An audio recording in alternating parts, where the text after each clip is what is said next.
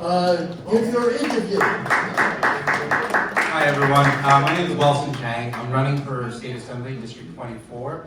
I'll be running against David Wekrin, or they're having primary, this guy named Matab Khan.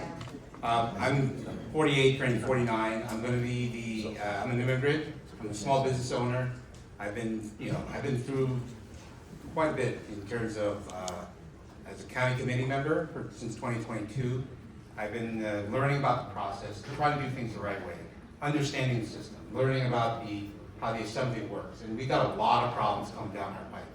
Especially with the J51, if anyone's a co-op or condo owner, that's coming up. It's expiring this year. We need to, and the state assembly has to renew that, so and the city can authorize it. We're going to need to get that done. And then we also have education issues coming up. The Regents diploma, the Regents exam is going to be ending next year, and so you don't have that standard anymore for education. So we're going to be dealing, and they're going to replace it with what they call portrait of a graduate, which is very subjective. And as an employer, as a small business owner, it's going to be tough for me to measure how well an employee can be able to do their job, because I can't trust on the diploma anymore, because there's no longer standardized testing. It's going to be very difficult. So there's other issues that are coming up, but I'm just going to keep my remarks this short, only because we're trying to get more people through, right? So, thank you. Thank you, Wilson. Now we'll start from the congressional offices. Greg Hack. Come up here. Fifth congressional, third congressional. Hello, everybody. Thank you, Phil. I appreciate it. I appreciate everybody being here. Actually, this was the first Republican club I came to, and I actually joined it because it was an amazing place. It's an independent club, which opens it up to every candidate, which is exactly what we need. Thank you all for that. But I'm running in New York 3. My opponent is Tom Suozzi. I had a primary to get through first. I grew up in the district. I grew up in modest surroundings. But I worked since I was 13 years old. I put myself through and took care of everything myself. As soon as I got through with school, high school, I joined the United States Air Force, and I served overseas in the final years of the Cold War. I came back. I worked full-time. Nobody was paying for my college. I put myself through law school and college while working a full-time job. I built two of the top law firms in New York. And I'm about service. I love this country. I love this country very much, and I'm willing to step away from what I was doing to actually go back and do something for the people of the district, because it's my opinion they're not being represented. Not being represented at all. There's too many obstacles to the people actually being represented. And in fact, I've proven that by the fact that I've built a campaign. I've built a way to get on the ballot and get to Congress around the Nassau GOP, which has been, it's just the process. We all know, but it's actually that's the process that exists. So there's no sour grapes. I'm all about I've always been the underdog my whole life, but I'm a fighter. So I'm willing to fight for my country. I'm willing to fight for actual representation for the people, and that's what I'm doing. My qualifications. I've advocated on behalf of New Yorkers for 25 years, and I've done it very successfully and very well. And I'm going to do that in Congress as well. I think that one of the other problems that we have is that we don't have trust among our elected leaders. We don't have trust in our media. So people disengage.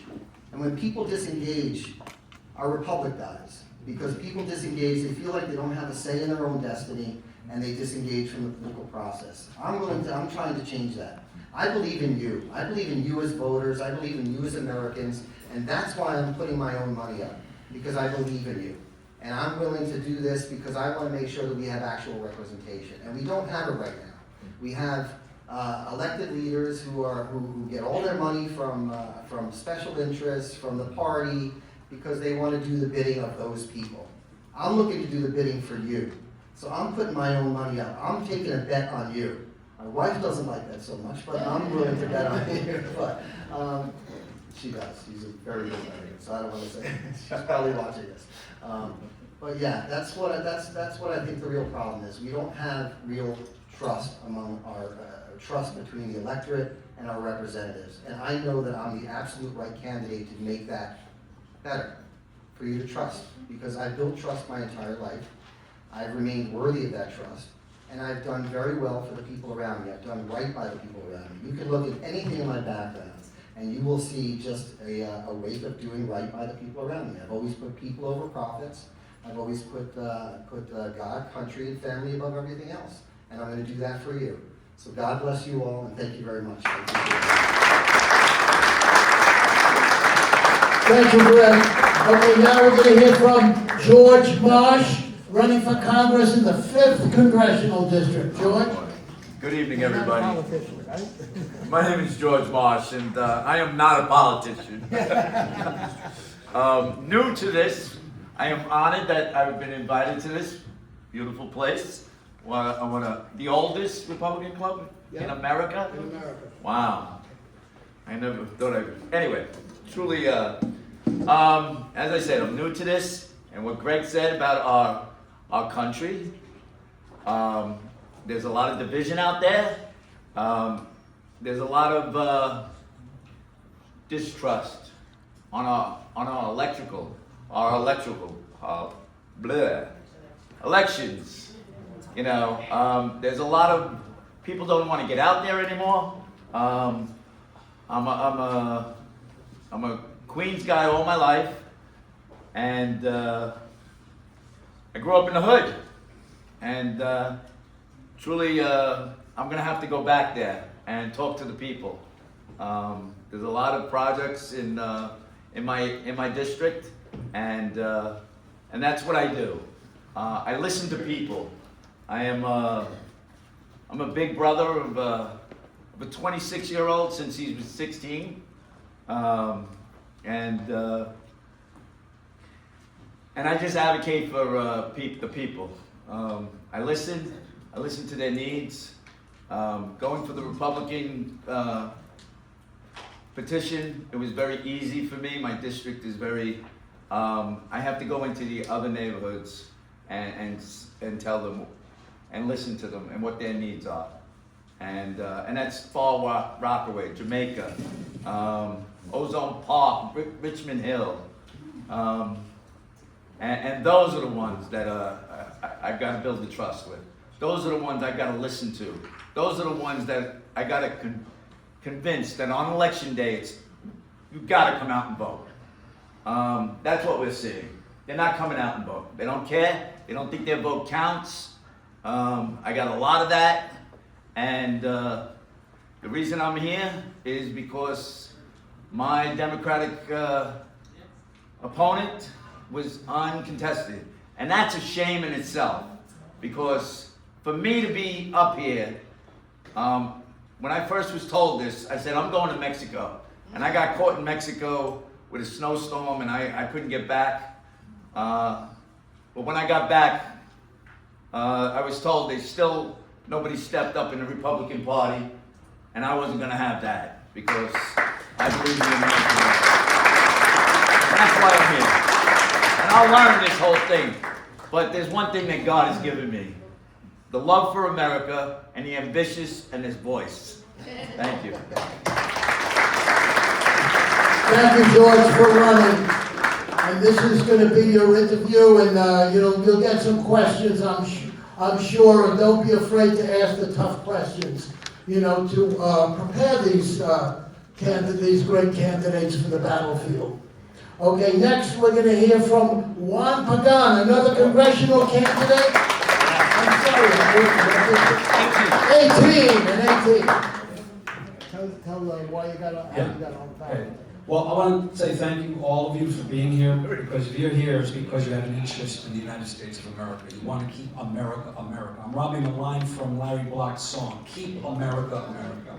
All right, so originally, right, I was running for Congressional District 6 here against Grace Meng. Okay, oh, right, yeah. But what happened was that I needed 1,250 valid signatures. Okay? We only got about 687 signatures. So I didn't make it to the ballot. So I will not be running against Grace Meng. I got depressed, got very unhappy, got angry, then someone sent me a message. There's still hope, okay? And my son bought a house up in Orange County. And right now my son, he's a first lieutenant in the United States Army Reserve. He's in Cuba right now. And well, one of the things I told him was, once you help finish reforming that communist country into a democratic form of country, you have to come here to New York and fix Mondami. Right? That's a whole different issue, right? Okay. But he bought a house up there. I helped him buy the house. So, but I'm still running for office. How is that happening? Okay, so the Orange County GOP in the district where I live, where my son has the house, okay, there's a Democrat incumbent, Pat Ryan, who's against everything we stand for. Okay, yes, he is. Oh, you'd be surprised how bad he is. I don't know who's worse, Grace Meng or him, but they're both bad because they're anti-American. Okay? So what happened was the Republican that was running against him declined, dropped out. Okay? Now the seat is open. And I just read a little article that Orange County GOP is looking for a Republican candidate to run against Pat Ryan. So I just called them yesterday. I called the Orange County GOP, said, look, I want to be interviewed. I've done this before. I want to run against this guy. Now, somebody asked me before, well, don't you got to go out and get signatures and all this stuff? No, because the signatures were already obtained for the one that declined. And the way Board of Election Law has it is that the Orange County, the county GOP, can use those same signatures and say, we are going to choose someone else and put him in this place. So let's see what happens. That's my prayer right now. That's my hope, okay, that I will achieve this. Okay, so now I want to just maybe talk one or two issues, especially in that district. All right. One of the number one big issues has to do with the illegal immigration that has taken place. Okay? Biden and Harris committed treason. Okay? Treason. Deliberately, with the intent to overthrow our government. Okay? That's what they wanted. They got millions and millions of illegals here. And that's one of the big issues up there in Orange County. Okay? So, like one of the issues, so what's the problem with all these millions that are coming in? Okay, so the Attorney General of the United States already found that throughout the nation, there are hundreds of thousands of illegals, non-citizens that are on voter rolls, okay? And if you ever read the first question on the registration voter rate, you know what it says? The first question, are you a U.S. citizen? Yes or no? Click. And it says if you mark no, then you cannot register to vote. But yet, thousands and thousands of non-citizens are registered to vote. They want to overthrow the midterm election that's coming up, and of course the presidential election in 2028. Okay? Then 2030, it's going to be the census, the U.S. Census. According to constitutional law,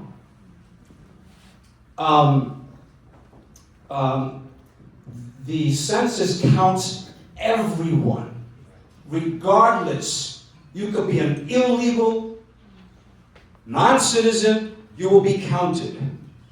How does that affect the electoral process? Okay? It affects it because, according to constitutional law, the United States can have only 435 members of Congress to represent the whole United States, right? 50 already spoken for, 2 for each state. The balance of 385 congressional seats will be apportioned based on the population of each state. So you see the plan? Connect the dots, what the Democrats are trying to do. Okay? 1 minute? Okay. So by presenting to you these problems, these issues rather, okay, you know where I stand, what I'm going to fight for.